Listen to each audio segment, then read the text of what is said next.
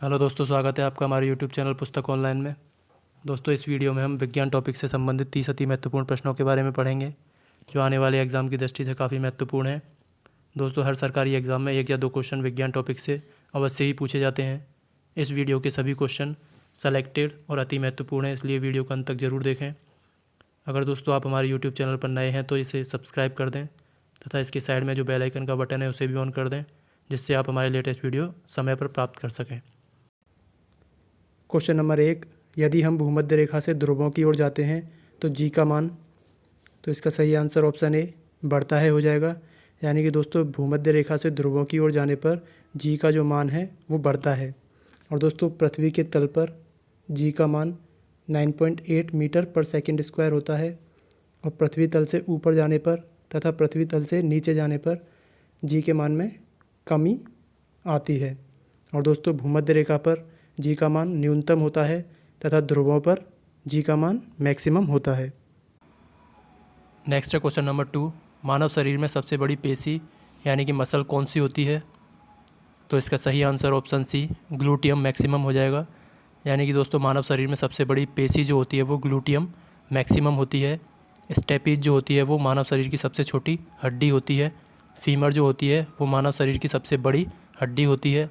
और लीवर जो होती है वो मानव शरीर की सबसे बड़ी ग्रंथि होती है। नेक्स्ट है क्वेश्चन नंबर 3, विरंजक चूर्ण है, तो इसका सही आंसर ऑप्शन बी यानी कि यौगिक हो जाएगा। यानी कि दोस्तों विरंजक चूर्ण जो होता है वो एक यौगिक होता है।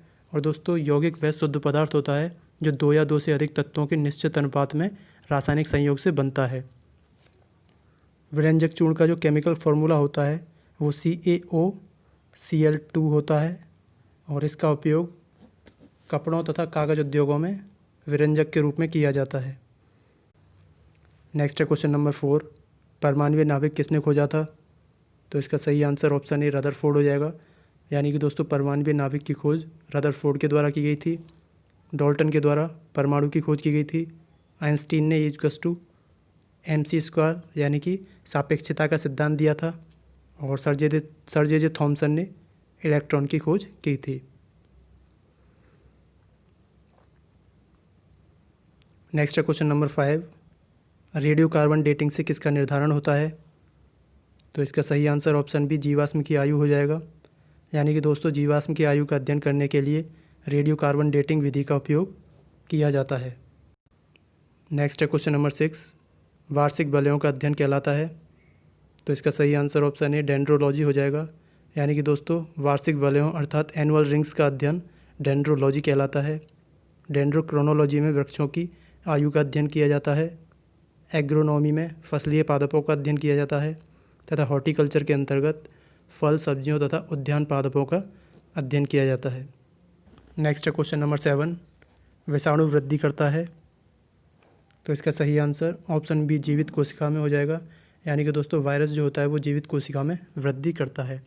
वायरस की खोज दोस्तों इवानोव्स्की ने की थी। और वायरस के अध्ययन को दोस्तों वायरोलॉजी कहा जाता है। इससे आप ये भी याद रखेंगे। नेक्स्ट है क्वेश्चन नंबर 8, समुद्र की गहराई किस उपकरण से मापी जाती है? तो इसका सही आंसर ऑप्शन सी फेदोमीटर हो जाएगा। यानी कि दोस्तों फेदोमीटर का उपयोग समुद्र की गहराई मापने में किया जाता है। कैलिडोस्कोप का उपयोग रेखागणित की आकृतियों को देखने में किया जाता है। क्रेस्कोग्राफ का उपयोग पौधों की वृद्धि को दर्शाने में किया जाता है। और पोटोमीटर का उपयोग पौधों में वाष्पोत्सर्जन की दर को मापने में किया जाता है। नेक्स्ट है क्वेश्चन नंबर 9, तारपीन का तेल प्राप्त किया जाता है। तो इसका सही आंसर ऑप्शन डी चीड़ से हो जाएगा। यानी कि दोस्तों तारपीन का तेल जो होता है उसे चीड़ वृक्ष से प्राप्त किया जाता है। नेक्स्ट है क्वेश्चन नंबर 10, जिब्रेलिन को पृथक किया गया। तो इसका सही आंसर दोस्तों ऑप्शन बी यानी कि एक कवक से हो जाएगा। दोस्तों जिब्रेलिन को एक कवक से आइसोलेट किया गया था। जिब्रेलिन एक पादप हार्मोन है जो पादपों के तने, फल, फूल तथा पत्तियों के विकास में सहायता करता है तथा बीज की सुसुप्तावस्था को ख़त्म करके उन्हें अंकुरित होने के लिए प्रेरित करता है। नेक्स्ट है क्वेश्चन नंबर 11, निम्नलिखित में से किस वर्णक की उपस्थिति के कारण मानव रुधिर का रंग लाल होता है? तो इसका सही आंसर ऑप्शन डी यानी कि हीमोग्लोबिन हो जाएगा। दोस्तों हीमोग्लोबिन के कारण ही मानव रुधिर का रंग लाल होता है। और दोस्तों हीमोग्लोबिन जो होता है वो एक प्रोटीन होता है जो आरबीसी में उपस्थित होता है। और दोस्तों हीमोग्लोबिन जो होता है वो 96% ग्लोबिन नाम के प्रोटीन से बना होता है तथा इसमें 4% हीम नाम का रंजक उपस्थित होता है और हीम नाम के रंजक के एक अणु में आयरन उपस्थित होता है। इससे आप ये भी याद रखेंगे। नेक्स्ट है क्वेश्चन नंबर 12, डोपलर प्रभाव संबंधित है, तो इसका सही आंसर ऑप्शन ए ध्वनि हो जाएगा। यानी कि दोस्तों डोपलर प्रभाव जो है वो ध्वनि से संबंधित है। इसके अनुसार जब दोस्तों तरंग के स्रोत तथा श्रोता के बीच में आपेक्षिक गति होती है तो श्रोता को ध्वनि की आवृत्ति बदलती हुई प्रतीत होती है। इस प्रभाव को डोपलर प्रभाव कहा जाता है। एग्जाम्पल के लिए एक ट्रेन है जो ध्वनि के स्रोत की तरह कार्य करती है तथा एक व्यक्ति है जो एक श्रोता है। अब दोस्तों जब ट्रेन श्रोता के नज़दीक आती है तो उसे ध्वनि की आवृत्ति जो है वो बढ़ती हुई प्रतीत होती है तथा जब ट्रेन श्रोता से दूर जाती है तो उसे ध्वनि की आवृत्ति कम होती हुई प्रतीत होती है। ऐसा डोपलर प्रभाव के कारण ही होता है, तो इससे आप ये भी याद रखेंगे। नेक्स्ट है क्वेश्चन नंबर 13, साबुन के बुलबुले के चमकीले रंग निम्नलिखित में से किसके कारण दिखाई देते हैं? तो इसका सही आंसर ऑप्शन ए व्यतिकरण यानी कि इंटरफेरेंस हो जाएगा। यानी कि दोस्तों प्रकाश के घटना व्यतिकरण के कारण ही साबुन के बुलबुले के चमकीले रंग दिखाई देते हैं। इसके अलावा व्यतिकरण के कारण ही पानी की सतह पर फैली हुई केरोसिन तेल की परत सूर्य के प्रकाश में चमकीली दिखाई देती है। इससे आप ये भी याद रखेंगे। नेक्स्ट है क्वेश्चन नंबर 14, बिजली के बल्ब का फिलामेंट किस तत्व से बना होता है? तो इसका सही आंसर ऑप्शन डी टंगस्टन हो जाएगा। यानी कि दोस्तों बिजली के बल्ब का जो फिलामेंट होता है वो टंगस्टन का बना होता है। टंगस्टन का जो गलनांक होता है वो 3500 डिग्री सेंटीग्रेड होता है। उच्च गलनांक होने के कारण ही इसका उपयोग विद्युत बल्बों में किया जाता है। टंगस्टन को W से डिनोट किया जाता है। और दोस्तों बल्बों में जो गैस भरी जाती है वो ऑर्गन होती है। नेक्स्ट है क्वेश्चन नंबर 15, निम्नलिखित में से किसके उत्सर्जन से संभारिक अर्थात आइसोबार्स उत्पन्न होते हैं? तो इसका सही आंसर ऑप्शन बी बीटा किरण हो जाएगा। यानी कि दोस्तों रेडियो सक्रिय तत्वों के बीटा कणों के उत्सर्जन के कारण ही संभारिक उत्पन्न होते हैं। और दोस्तों संभारिक वे तत्व होते हैं जिनकी द्रव्यमान संख्याएं तो समान होती हैं परंतु परमाणु संख्याएं भिन्न भिन्न होती हैं। नेक्स्ट है क्वेश्चन नंबर 16, हीरा किसका अपर रूप है? तो इसका सही आंसर ऑप्शन ए कार्बन हो जाएगा। यानी कि दोस्तों हीरा जो होता है वो कार्बन का अपर रूप होता है। हीरा के अलावा ग्रेफाइट और फुलरीन ये दोनों भी कार्बन के अपर रूप होते हैं। और दोस्तों ग्रेफाइट जो होता है वो विद्युत का सुचालक होता है। इससे आप ये भी याद रखेंगे। नेक्स्ट है क्वेश्चन नंबर 17, हाइड्रोजन सभी अम्लों का एक आवश्यक अवयव है, यह सर्वप्रथम किसने कहा था? तो इसका सही आंसर ऑप्शन सी डेवी हो जाएगा। यानी कि दोस्तों डेवी नाम के वैज्ञानिक ने ही कहा था कि हाइड्रोजन सभी अम्लों का एक आवश्यक अवयव है। नेक्स्ट है क्वेश्चन नंबर 18, अग्निरजा रोग किससे संबंधित है? तो इसका सही आंसर ऑप्शन ए सेब हो जाएगा। यानी कि दोस्तों सेबों में अग्निरजा रोग होता है और नींबू में एक डाईबैक रोग होता है। डाईबैक रोग का कारण कॉपर की कमी होता है। गेहूं में टुंडू रोग होता है जिसका कारण जीवाणु होता है। और गन्ने में लाल सड़न रोग होता है जिसका कारण कवक होता है। इससे आप ये भी याद रखेंगे।